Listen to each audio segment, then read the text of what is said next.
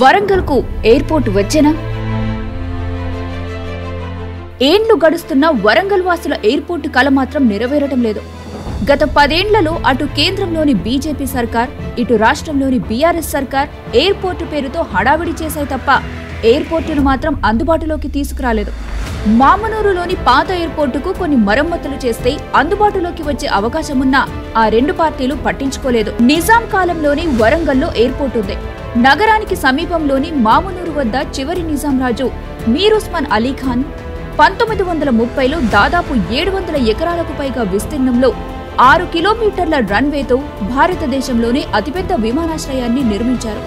1980 వరకు అందుబాటులో ఉన్న ఈ ఎయిర్పోర్ట్ ఆ తర్వాత పూర్తిగా మూతపడింది. తెలంగాణ ఏర్పడిన తర్వాత రాష్ట్రంలో 3 విమానాశ్రయాల ఏర్పాటుకు ఎయిర్పోర్ట్ అథారిటీ ఆఫ్ ఇండియా అనుమతి ఇచ్చింది. అందులో వరంగల్ కూడా ఒకటి.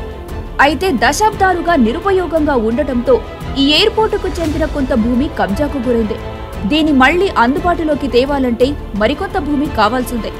ఇందుకోసం భూసేకరణకు సైతం ఆదేశాలిచ్చారు. కానీ ఆ తర్వాత నుంచి అడుగు ముందుకు పడలేదు. దీనికి కారణం కేంద్రం బడ్జెట్లో నిధులు కేటాయించకపోవడమే.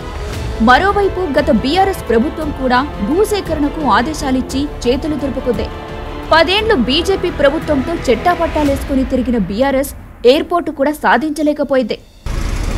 తాతల ముత్తాతల కాలం నుండి ఉన్నది ఎయిర్పోర్టు, మరి దాన్ని కూడా ఊసులేదు, దాని ఇంప్లిమెంటేషన్ లేదు. 200 ఎకరాల స్థలం ఉన్నది అక్కడ.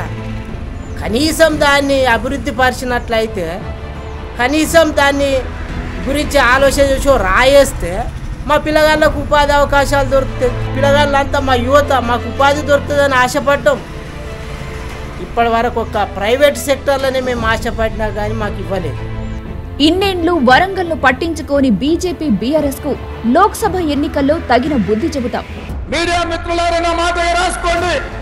ఈ వరంగల్ పట్టణానికి హైదరాబాద్ నగరంలో ఉన్నట్టు ఔటర్ రింగ్ రోడ్డుతో పాటు అంతర్జాతీయ ఎయిర్పోర్ట్ ఎట్లయితే ఉందో మీకు కూడా